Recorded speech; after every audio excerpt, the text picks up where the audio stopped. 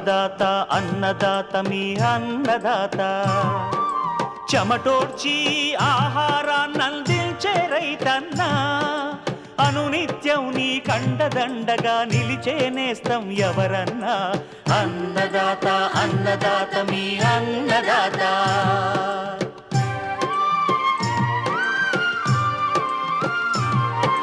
నూతన రీతుల సాగుబడికి నూరింతలు పెరిగే దిగుబడికి సూచనలిచ్చే సస్య రక్షణకు పశు పోషణకి శాస్త్ర విజ్ఞానం అందించి ముందుకు నడిపే తెలుగు రైతు భారతదేశానికి మకుటం అయ్యేలా తీర్చిదిద్దే ఆశయంతో మిమ్ము మేలు కొలిపేది అన్నదాత అన్నదాత అన్నదాత మీ అన్నదాత అన్నదాత అన్నదాత మీ అన్నదాత. అన్నదాత ప్రేక్షకులకు నమస్కారం. ఈనాటి ముఖ్యాంశాలు: పాలీహౌస్లో కీరదోస సాగు మెలకువలు, వలిస సాగులో మెలకువలు, ఇంకా జై కిసాన్ వ్యవసాయ సమాచారం.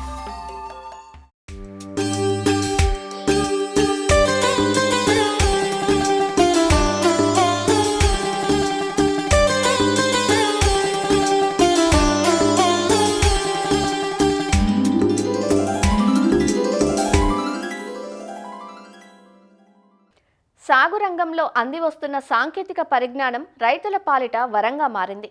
వాతావరణ ఒడిదుడుకులతో సంబంధం లేకుండా పూర్తి నియంత్రణతో సాగును చేపట్టేందుకు పాలీహౌస్లు ఎంతగానో ఉపయోగపడుతున్నాయి. పాలీహౌస్లలో అధిక వాణిజ్య విలువలున్న క్యాప్సికమ్, జెర్బెరా, కార్నేషన్, గులాబీ, ఆర్కిడ్స్తో పాటు ఇటీవల అన్సీజన్ టొమాటో, చెర్రీ టమాటో, బంతి, చామంతి వంటి పూల తోటలు మార్కెట్ గమనాన్ని అనుసరించి యూరోపియన్ కుకుంబర్ వంటి కాయగూరలను సాగు చేస్తున్నారు. పచ్చి కూరగాయగా సలాడ్లలో వాడే యూరోపియన్ కుకుంబర్కు సంవత్సరం పొడవునా మంచి డిమాండ్ ఉంటుంది. తక్కువ రోజుల్లోనే అధిక దిగుబడి వచ్చే కీరదోసను బయటి ప్రదేశాల్లో కూడా సాగు చేస్తారు. అయితే ఇలా నియంత్రిత వాతావరణంలో సాగు చేసేటప్పుడు రకాల ఎంపిక నుంచి నేల తయారీ, పోషక యాజమాన్యం, కోతలు ఇలా ప్రతి దశలోనూ శాస్త్రీయతను పాటిస్తే నాణ్యమైన అధిక దిగుబడులు పొందవచ్చంటూ వివరాలు తెలియజేస్తున్నారు వైఎస్ఆర్ ఉద్యాన విశ్వవిద్యాలయం ప్రధాన శాస్త్రవేత్త డాక్టర్ మువ్వా రవీంద్రబాబు. పాలీహౌస్లో సాగు చేసుకోవడానికి బాగా అనుకూలమైన కూరగాయ పంటల్లో కీరదోస అనేది ముఖ్యమైనది. ముందుగా రకాల ఎంపిక విషయానికి వచ్చినట్లయితే పాలీహౌస్లో సాగు చేసుకునేటప్పుడు మనం పార్థెనోకార్పిక్ రకాలని ఎంచుకొని సాగు చేసుకోవాల్సిన అవసరం ఉంటుంది. పార్థెనోకార్పిక్ రకాలు అంటే సాధారణంగా మిగతా రకాల్లో ఆడ మగ పూలు వేరువేరుగా ఉండి ఈ రెండిటికి మధ్య పరాగ సంపర్కం పాలినేషన్ జరిగినప్పుడు మాత్రమే కాయ తయారవటం అనేది జరుగుతుంది. సాధారణంగా పాలీహౌస్ల్లో వీటి కీటకాలు కానీ ఈ తేనెటీగలు అనేవి లోపలికి ఎంటర్ అవడానికి అవకాశం ఉండదు కాబట్టి, పాలినేషన్ జరిగే అవకాశం ఉండదు కాబట్టి మనం తప్పనిసరిగా ఈ పార్థెనోకార్పిక్ రకాలను ఎంచుకొని సాగు చేసుకున్నట్లయితేనే మనం మంచి దిగుబడులు తీసుకునేదానికి అవకాశం ఉంటుంది. ఢిల్లీలోని Indian institute of agriculture research దాంట్లో నుంచి రిలీజ్ అయినటువంటి పూసా కుకుంబర్ 6 అనే రకం, అదేవిధంగా కేరళ అగ్రికల్చర్ యూనివర్సిటీ వాళ్ళ KPCH1, KPCH2 అనే రకాలు అందుబాటులో ఉన్నాయి. ఇవి కాకుండా ప్రైవేట్ కంపెనీల నుంచి రిలీజ్ అయినటువంటి ఈ పార్థెనోకార్పిక్ హైబ్రిడ్ రకాలు కూడా మనకి అందుబాటులో ఉన్నాయి. ఈ పాలీహౌస్లో సాగు చేసుకోవడానికి లోపల బెడ్స్ తయారు చేసుకోవాలి. ఉదజని సూచిక 6 నుంచి 7 మధ్యలో ఉండి ఈసీ ఎలక్ట్రికల్ కండక్టివిటీ అనేది 0.5 కన్నా తక్కువ ఉండే నేలలు, 0.5 DSM కన్నా తక్కువ ఉండేటువంటి సాగునీరు అనేది ఈ కీరదోస సాగుకి బాగా అనుకూలమైనవి.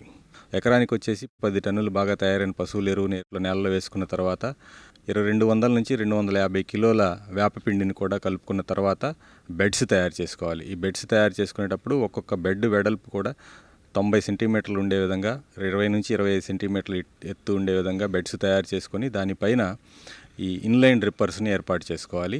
డ్రిప్ పైపుకి ఇరువైపులా ఒక్కో మొక్కి మధ్య 50 సెంటీమీటర్లు, అదేవిధంగా బెడ్ పైన సాలుకి మధ్య 60 సెంటీమీటర్లు ఉండే విధంగా జిగ్జాగ్ పద్ధతిలో ఈ మొక్కల్ని నాటుకోవాలి.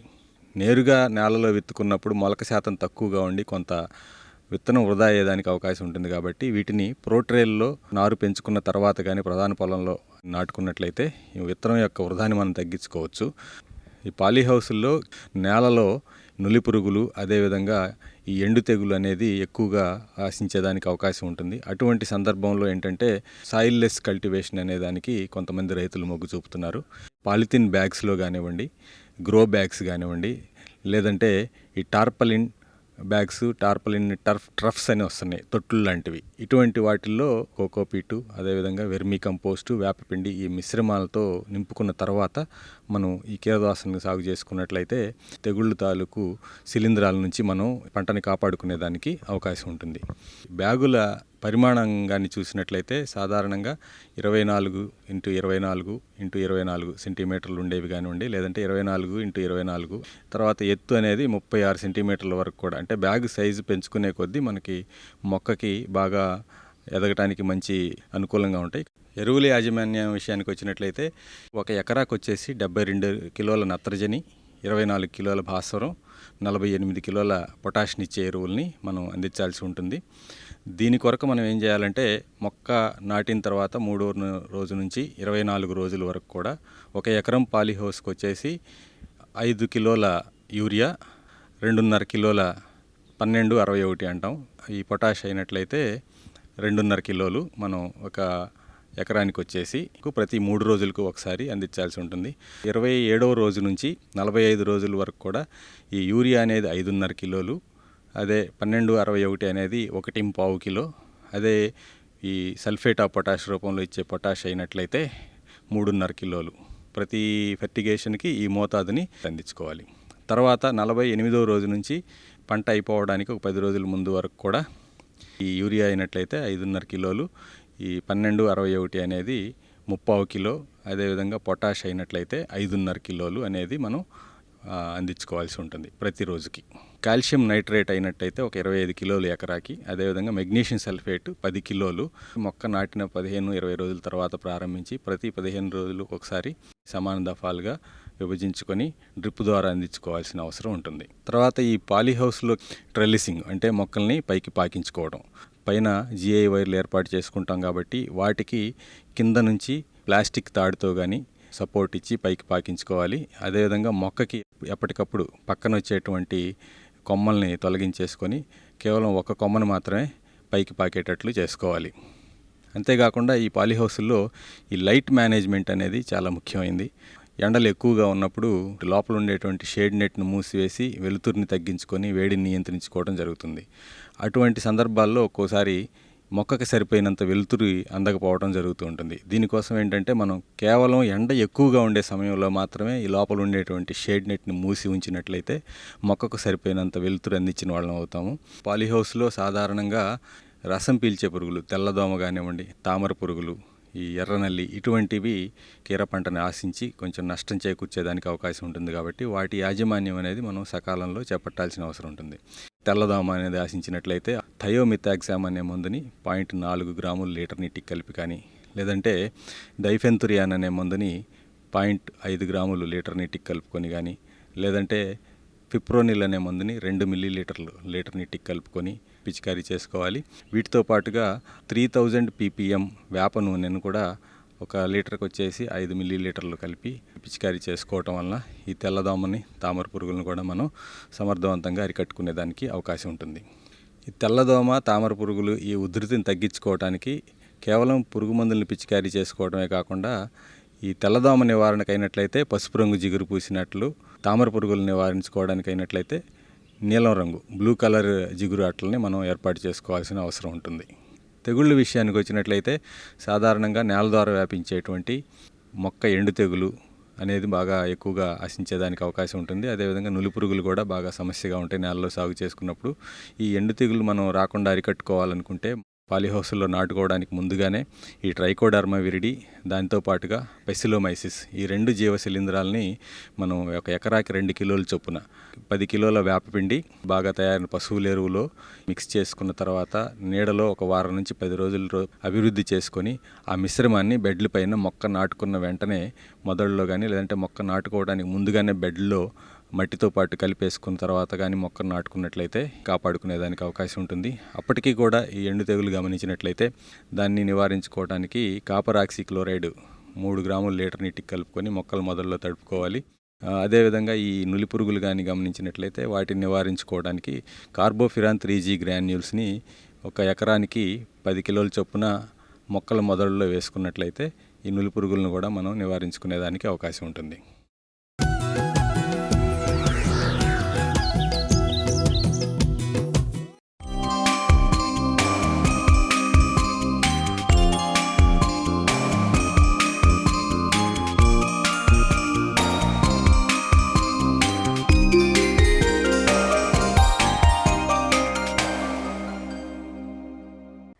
ఆంధ్ర ఊటీగా పిలుచుకునే అరకులోయ అందాలను ఇనుమడింపచేసే పంటల్లో వలస ఒకటి.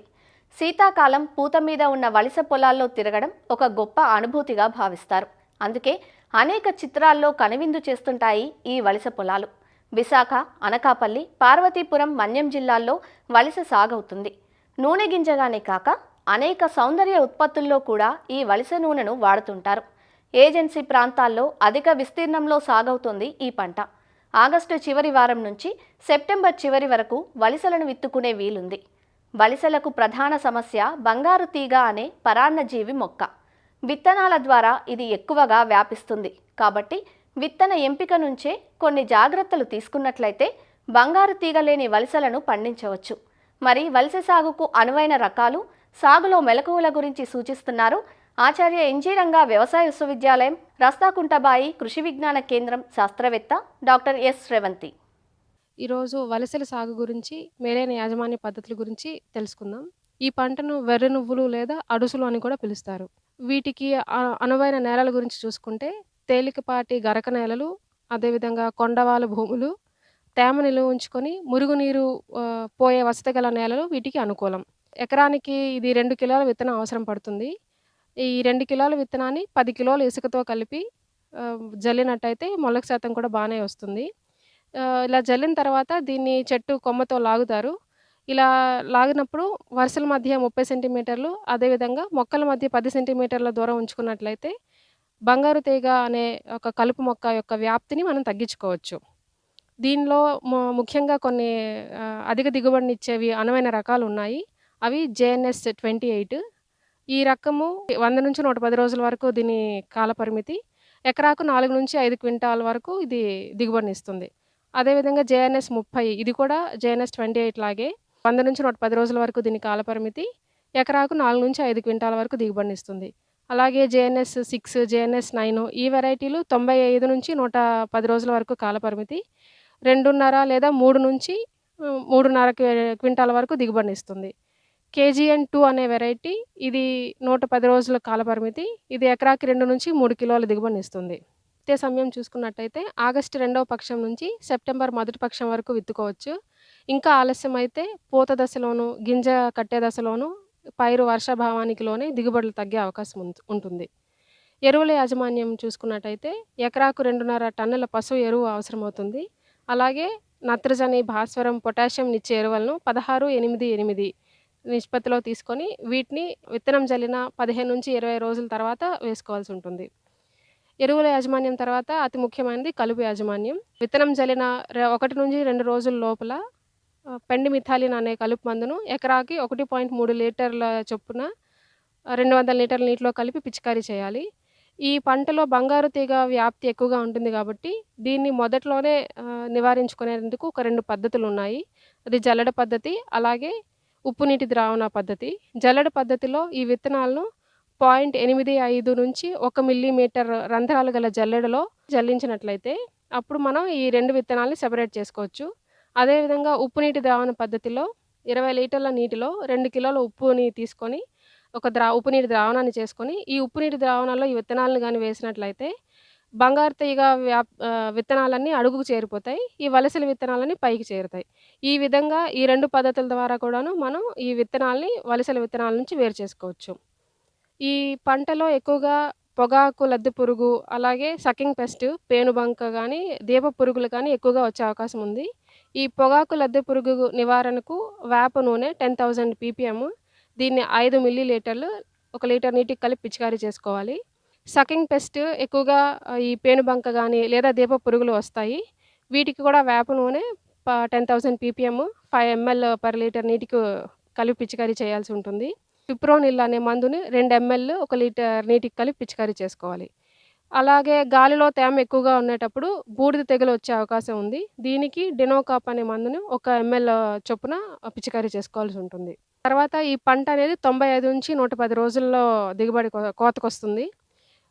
పంట పూర్తిగా ఆకులు ఎండిపోయి ఆ హెడ్ అనేది పూర్తిగా నల్లగా మారిన తర్వాత మనం ఈ పంటని కోసుకోవాలి.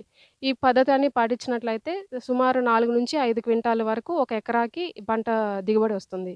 ఈ పంటలో అదనపు ఆదాయం కోసం తేనెటీగ పెట్టెలను 10/3 దూరంలో పెట్టుకున్నట్లయితే రైతులు అదనపు ఆదాయం కూడా పొందవచ్చు.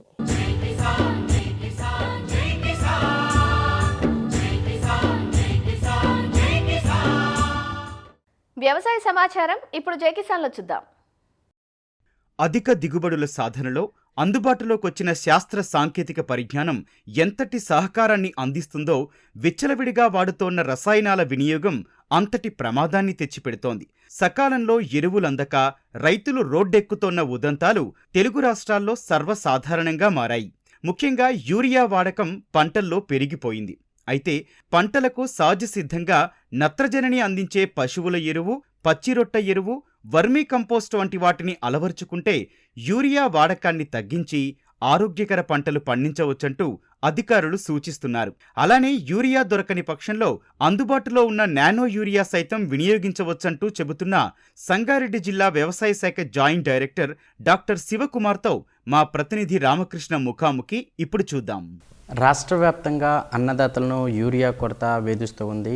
అసలు రైతులు ప్రధానంగా యూరియాని ఎందుకు వాడాలి, ఈ మొక్కలకి కావాల్సిన ఏదైతే ఈ పోషకాలు ఉంటాయో దానికి యూరియాకి ప్రత్యామ్నాయంగా ఇంకేమేమి వేయచ్చు అనే అంశాలను మనతో మాట్లాడడానికి సంగారెడ్డి జిల్లా వ్యవసాయ శాఖ joint director doctor K Shivaprasad గారు ఉన్నారు. ఒకసారి మాట్లాడదాం. అసలు యూరియానే ఎందుకు వాడాలి, యూరియాకి ప్రత్యామ్నాయంగా తగుపాలల్లో పోషకాలు అందించే విలువలు కలిగిన ఇంకేమైనా ప్రత్యేక మార్గాలు ఉన్నాయా? మన జిల్లాలో యూరియా ఏప్రిల్ నుంచి సెప్టెంబర్ వరకు అంటే వానాకాలము దాదాపు 35,000 టన్నులు అవసరం ఉంటుంది అన్ని పంటలకు. మన జిల్లాలో 3.5 లక్షలు కాటన్, 1.5 లక్ష ఎకరాల్లో వరి, 72,000 ఎకరాల్లో సోయాబీను, 70,000 ఎకరాల్లో కంది పంటలకు ఆవశ్యకమైన ఎరువులు మనం సరఫరా చేస్తున్నాము. ముఖ్యంగా 3 రకాల ఎరువులు ఉంటాయి మన దగ్గర: నత్రజని, భాస్వరము, పొటాషియం. నత్రజని ఎరువులు ఎక్కువ శాతం యూరియా రూపంలో ఉపయోగిస్తుంటారు. ఒక్క యూరియా కాకుండా నత్రజని అందించే ఎరువులు చాలా రకాలు లభ్యమవుతున్నాయి. ఒక్క యూరియా మాత్రము తక్కువ రేటు అంటే 45 కేజీల బస్తా 266.5 రూపాయలు ఉంటుంది కాబట్టి ఎక్కువ దానికి అలవాటు పడినారు కాబట్టి దానికి మీద ఎగబడుతున్నారు.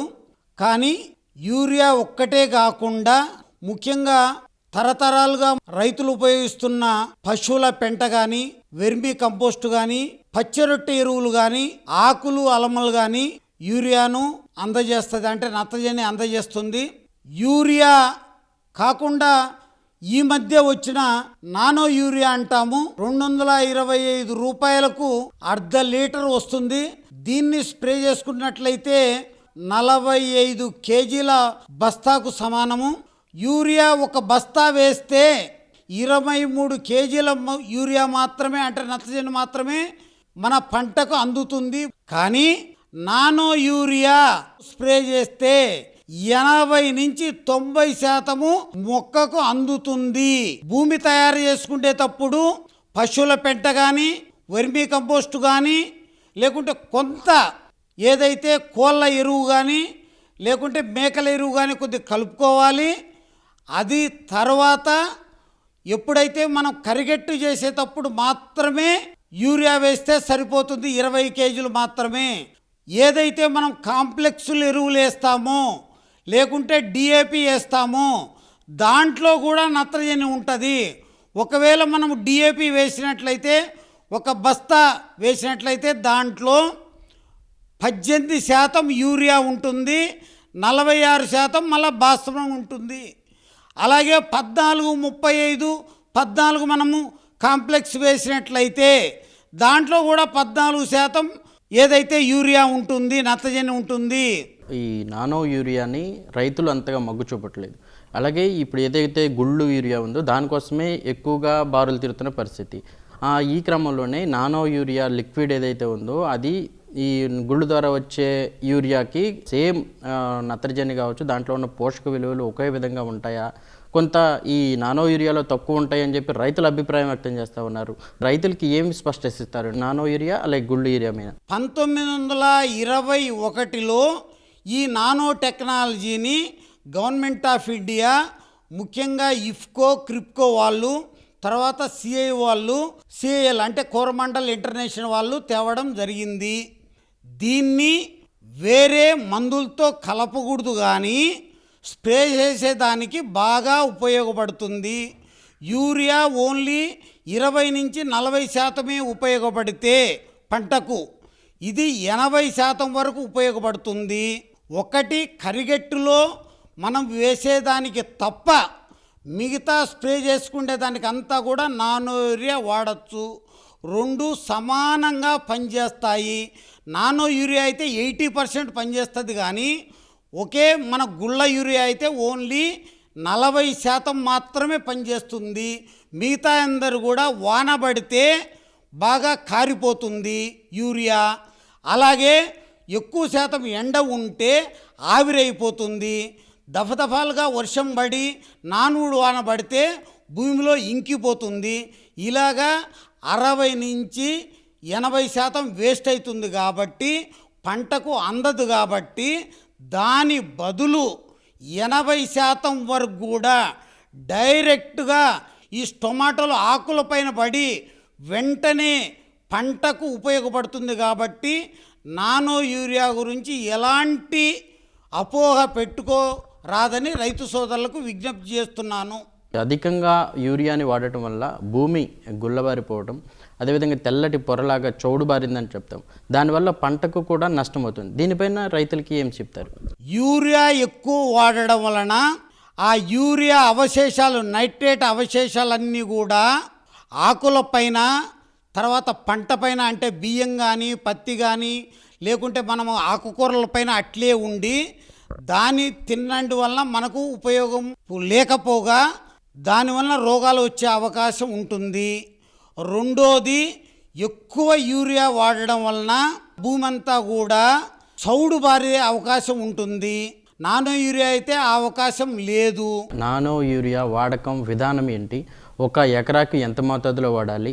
అదేవిధంగా పంటకాలం, ఎగ్జాంపుల్గా వరి తీసుకున్నట్టయితే వరి మొక్క నాటిన దగ్గర నుంచి మన దిగుబడి కోత కోసే వరకు ఎంత మోతాదులో వాడాలి? ముఖ్యంగా వరిలో చూసుకున్నట్లయితే ఒక్క కరిగట్టులో తప్ప స్ప్రే తర్వాత 3 సార్లు వేస్తాం జనరల్గా మనము. అంటే నాటిన తర్వాత 20 రోజులకు ఒకసారి, మళ్ళా 45 రోజులు ఒకసారి, మళ్ళా 60 రోజులకు ఒకసారి 20 కేజీల వంతున జనరల్గా మనము వేయాలని సిఫార్సు చేస్తున్నాము. ఇప్పుడు యూరియా బదులు నానో యూరియాను మనము 10 ట్యాంకులు వాడతాం కాబట్టి 10 ట్యాంకుల్లో ఈ 1/2 లీటర్ను కలుపుకొని స్ప్రే చేస్తే సరిపోతుంది. ఏదైతే పెస్టిసైడ్ వాడే దాంట్లో కూడా కలిపి కూడా ఏదైతే కంపాటిబిలిటీ ఉన్నట్లయితే దాన్ని కూడా స్ప్రే చేసుకున్నట్లయితే సాగు ఖర్చును కూడా తగ్గించుకోవచ్చు. కాబట్టి రైతు సోదరులు నానో యూరియాను సమర్థంగా వాడి సాగు ఖర్చును తగ్గించుకోవాలని విజ్ఞప్తి చేస్తున్నాను. ఇప్పుడు బారులు తీరుతున్న పరిస్థితి నుంచి రైతులకు ఉపశమనం కావాలంటే తప్పనిసరిగా ఈ నానో యూరియాని అయితే మాత్రం వినియోగించాలని చెప్పి సంగారెడ్డి జిల్లా ఈ వ్యవసాయ శాఖ అధికారి అయితే డాక్టర్ కె శివప్రసాద్ అయితే అభిప్రాయం వ్యక్తం చేస్తున్నారు. కెమెరామెన్ మొహమ్మద్తో రామకృష్ణ, ఈట్ న్యూస్, సంగారెడ్డి నుంచి.